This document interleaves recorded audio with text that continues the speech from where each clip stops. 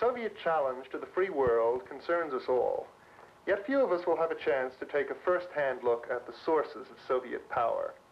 Travel to the Soviet Union is difficult and expensive. Foreigners cannot photograph, or in many cases even see what they want. Official Soviet news broadcasts give a one-sided view of Soviet reality. How then can we find out what is meant when some people speak of the Soviet military and industrial threat to our way of life? How has this threat come upon us so suddenly? After all, 50 years ago, the Russian peasant was a symbol of a basically agricultural society.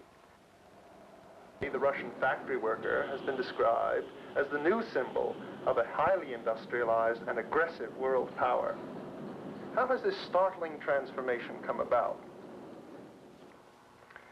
Part of my life's work is to study this question. My name is Alfred Reber, and I teach Russian history at Northwestern University. My wife and I have lived and studied in Moscow and traveled widely throughout Soviet Russia. With my own eyes, I have seen this once slumbering giant awake. And to help you see it too, I have selected and arranged some official Soviet films which dramatize the modernization of old Russia. My own comments are aimed at putting these propaganda films in their proper perspective.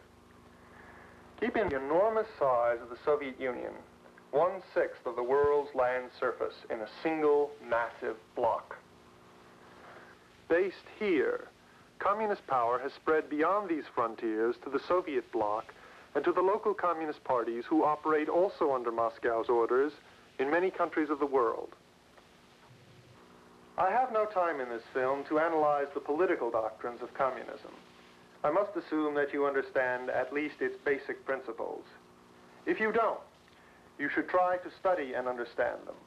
What I do want to show you is how tough revolutionary leaders wielded this doctrine like a club, first to seize power and then to transform the entire economic life of the country in my own short lifetime.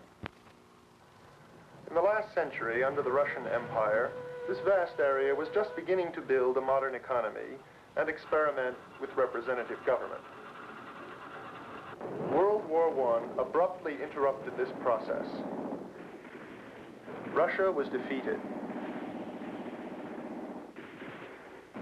Revolution followed defeat, and in 1917, the Tsarist monarchy collapsed. After the Russians made a brief try at democracy, the Bolsheviks seized power.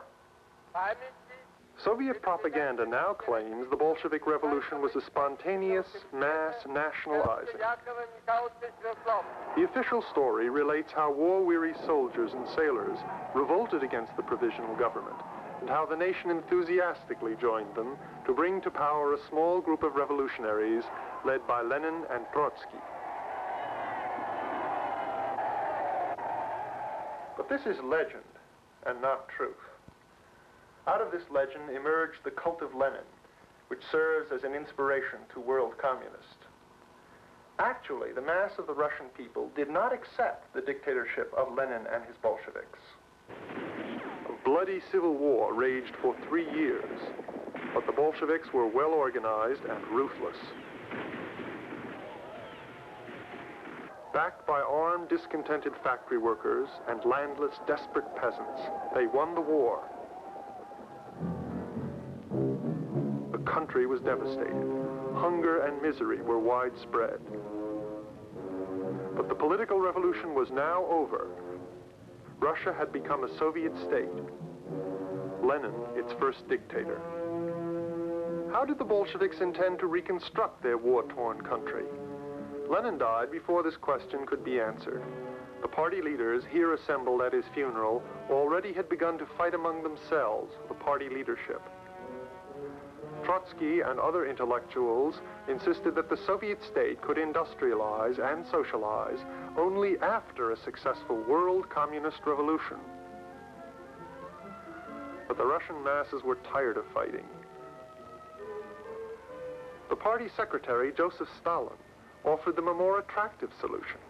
Turn Russia into a modern, industrialized, socialist state and make this the basis from which to spread the world revolution. Because he controlled the party apparatus as well as the secret police, Stalin crushed the opposition. Then he launched the second phase of the revolution. It had two main objectives: rapid development of heavy industry and collectivization of the nation's peasants and farmland. It was an amazing revolution. Here was a government trying to plan and carry out the complete transformation of the economy in 5 short years.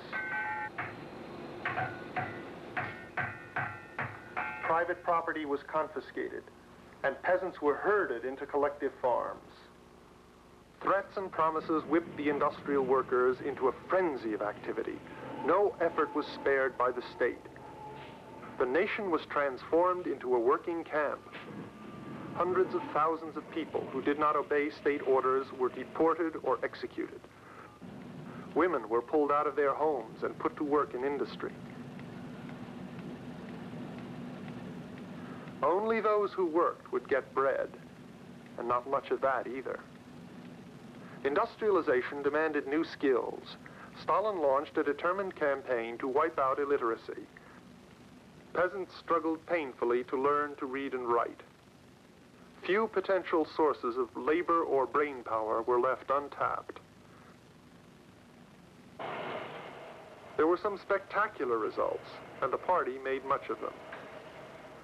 The enormous Dnieperstroy Dam harnessed the power of the Dnieper Rapids. The newly built Turksib Railroad hauled great grain loads thousands of miles into the new growing industrial areas of Central Asia. But there were even more failures, and these were not often publicly reported. The people in the countryside were in revolt, and voices of protest rose within the party itself against the frightful cost of the 5-year plans. But to Stalin, any opposition to his grandiose design was the equivalent of treason. By 1936, he ordered a bloody purge which decimated the ranks of the party leadership. Many of Lenin's close supporters were arrested, tortured, and executed. Fear shrouded the country, but the relentless drive to carry out the economic plan did not slacken. Suddenly, in 1941, the Nazi attack stunned the Soviet leaders. At first unprepared, Stalin quickly appealed to the Russians to defend their homeland as well as to defend communism. The newly built factories poured out mountains of war supplies. A massive Soviet counterattack, heavily supported by Allied supplies and military action on other fronts, pushed the Nazis back across Eastern Europe and into the heart of Germany. Now, as the Allies defeated Hitler and Japan, the Soviet Union claimed the right to be called a world power. The wartime alliance broke up on the question of rebuilding a new Europe on the ruins of the old. Stalin rejected American offers of economic aid to help the Soviet Union rebuild its devastated industry. Behind a curtain of fear, the Soviet leaders forced a war-weary population to take up the burden of reconstruction alone. The task was almost completed when Stalin died. Again, the world wondered, who of Stalin's lieutenants would seize the reins of power? Malenkov? Beria? Molotov? Khrushchev? Then, as before, the man who controlled the party organization took personal power. Nikita Khrushchev, heir to Stalin as party secretary, eliminated his rivals and emerged as undisputed leader. In 1956, before the hand-picked 20th Party Congress, Khrushchev launched a double campaign. One to downgrade Stalin and his methods, another to overtake the United States and its Western allies as the leading industrial power in the world. By attacking Stalin, Khrushchev aimed at lifting the burden of fear and terror, which had paralyzed individual initiative in industry and agriculture. Now, for the first time, farm leaders and factory managers were urged to contribute new ideas and methods, still, of course, under the guidance of the party. By overtaking the Western economies, Khrushchev aimed at proving to the world that the Soviet system was superior to democracy, and that communism was the answer to the unending search for adequate food, clothing, and shelter for all men. From the Soviet Congress to the people, through the press and party workers, the word was spread. The dreaded secret police of the Stalin age lost much of its power, and the propaganda machine took over the bulk of persuasion.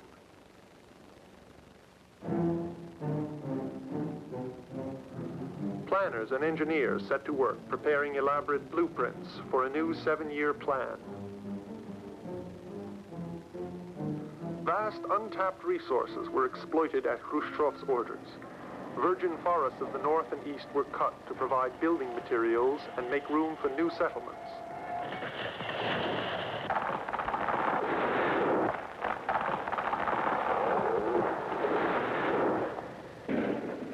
The frozen soil of Siberia was scraped away, and open pit mines appeared in areas that were considered uninhabitable only a short time before.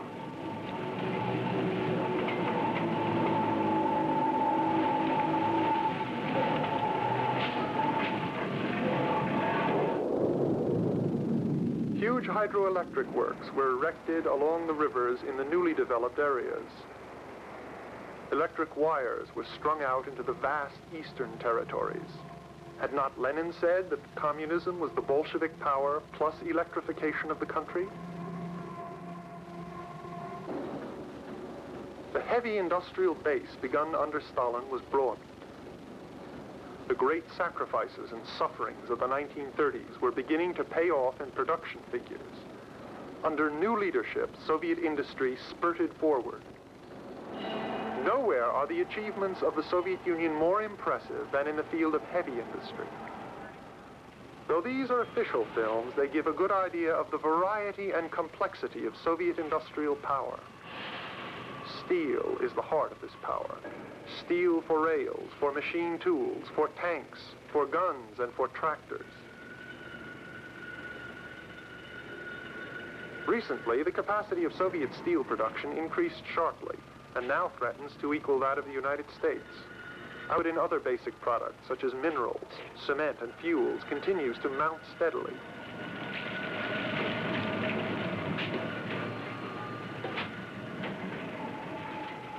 The structure of the Soviet economic system encourages the introduction of the most advanced industrial techniques, especially automation.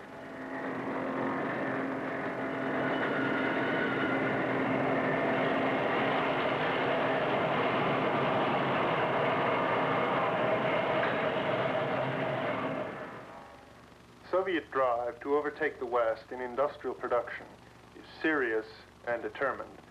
Moscow is confident of success.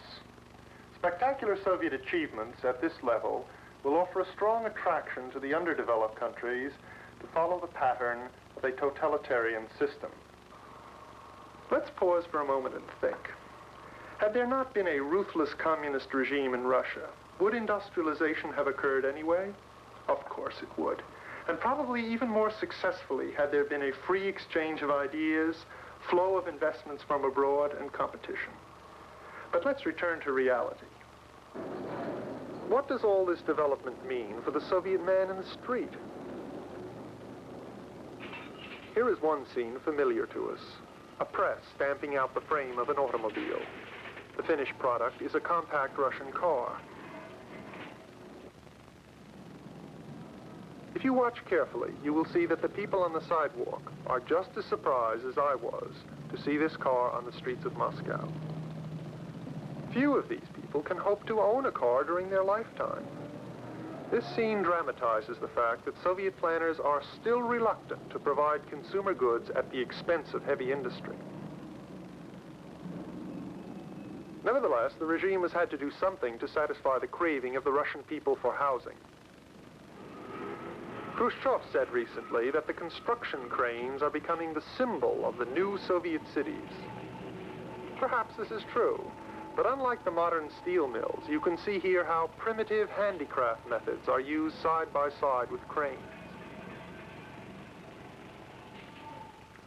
You can see how cheaply most of these prefabricated houses are made. Yet they are considered luxurious by Muscovites who have been sharing an apartment or even one room with other families. More and better housing provides a strong incentive for the people to work even harder for the future. Someday, soon, one of these apartments might be theirs.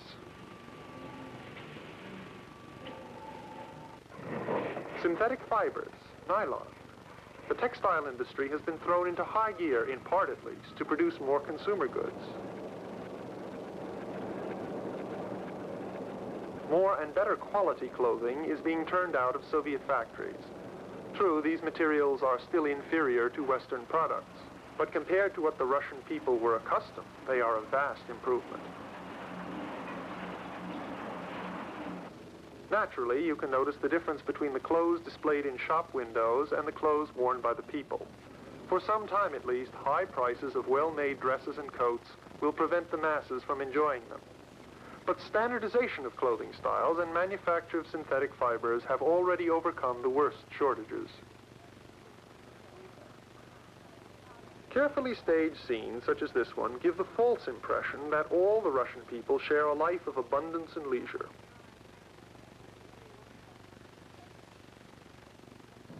This is GUM, the largest Russian department store. When my wife and I shopped in this store and others over a period of a year, we encountered crowds of people, long lines, and very few choices of products. The better quality products are likely to be Czech, German, or Hungarian. Shopping for food is a serious problem in the Soviet Union. Fresh fruit like this is very scarce at any time of year. In January, it is often difficult to find such simple staples as potatoes and onions. It is obvious that while industry has forged ahead, agriculture has not kept pace. While in the United States, 8% of the population produces enough food for the rest of the nation, 40% of the Soviet population cannot feed Soviet Russia adequately. Clearly, Soviet agriculture is and will remain for some time the weakest link in the Soviet economy. Here, a huge mountain of grain harvested in the Ukraine is dumped on the ground where it rots away because there is no place to store it. Serious problems in distribution give rise to local shortages in one city when there is plenty to eat elsewhere. Khrushchev's scheme to solve the problem was to open up the untilled grasslands of Central Asia to farm production. Men like these were sent with orders from Moscow to build collective or state farms in the virgin prairie. Along with the ever-present party organizers, machinery was supplied.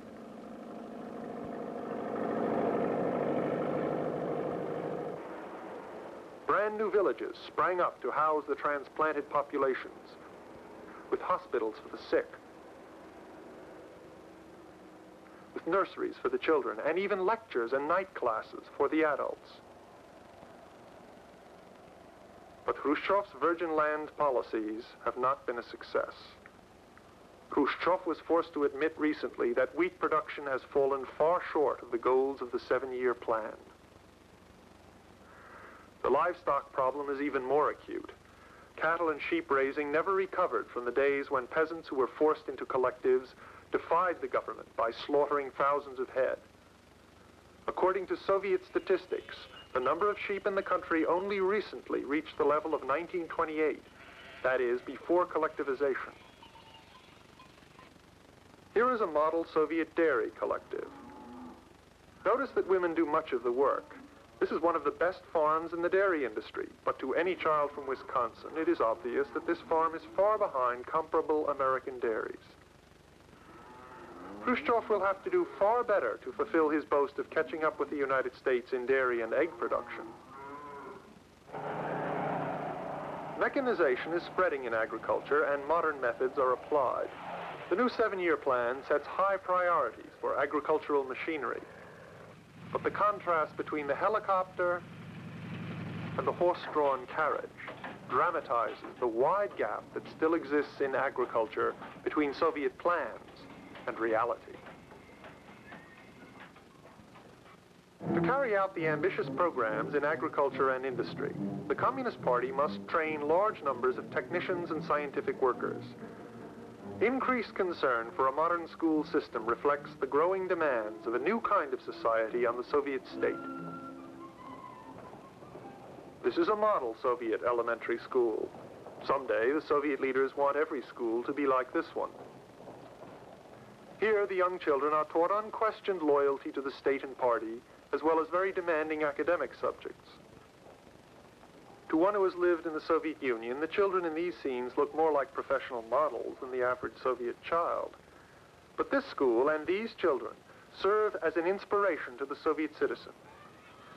By supporting the regime, he can hope to see his children or his grandchildren raised in similar circumstances. These films of the Soviet secondary school are more true to life.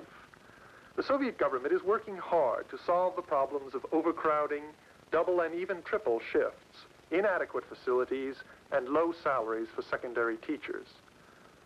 From among these students are selected the most ambitious and intelligent to continue their work in the university. Students with particular abilities and talents are guided into specialized work.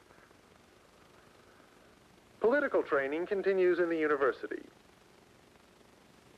However, mass lectures on ideology like this one are greeted with private skepticism by many students. Attendance, however, is compulsory. From my own experience, I am convinced that the top-notch minds are attracted to the physical sciences and mathematics. Their practical and theoretical skills are so highly valued by the state that no expense is spared in providing them with excellent technical facilities.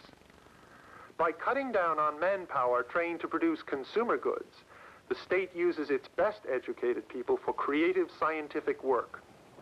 Young people who display manual rather than intellectual skills are put into the trade schools where they are trained at an advanced level to form the ranks of skilled craftsmen. The Soviet government is now fighting hard to prevent any split in society between the intellectual leaders and the masses. All students must learn respect for physical labor, from shop work in elementary school to hard farm work during harvest time for university students.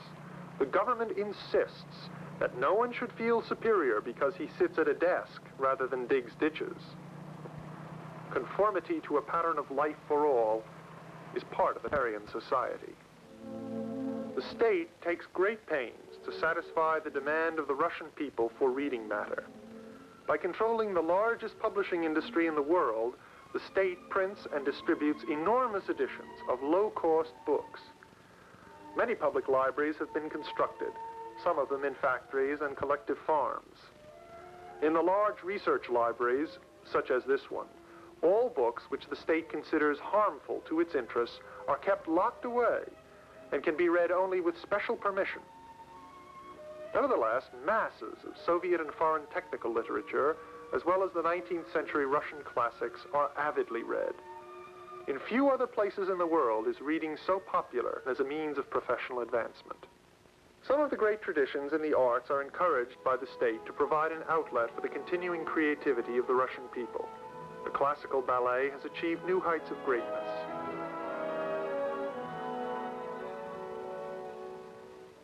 Many Russians number among the world's greatest musicians. My wife, who studied at one of the leading music institutes in Moscow, was deeply impressed by the training and musicianship of performing artists.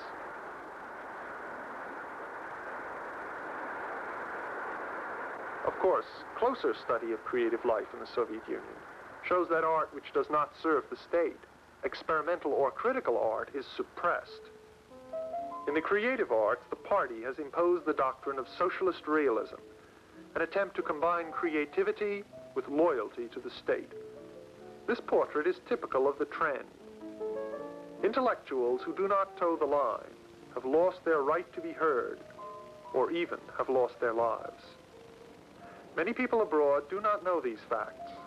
Memories are short and fade quickly when confronted by the dazzling virtuosity of a Soviet ballerina or violinist. The Soviet leaders believe they can take over the entire world without a war. They believe their system will prove itself superior to ours in the great competition of the coming years. This is the challenge, and we must find an answer to it. These films are intended merely to outline the shape of that challenge. In these few minutes, I could only scratch the surface of this great world problem. It remains for you to push forward the limits of your knowledge, to read, study, and think about this problem. For only in this way can you prepare yourself for the crucial test of our way of life. Unlike the Communist Party, we in this country depend for our survival upon the ability and willingness of all our people to respond vigorously, intelligently, and voluntarily to the great challenge of our time.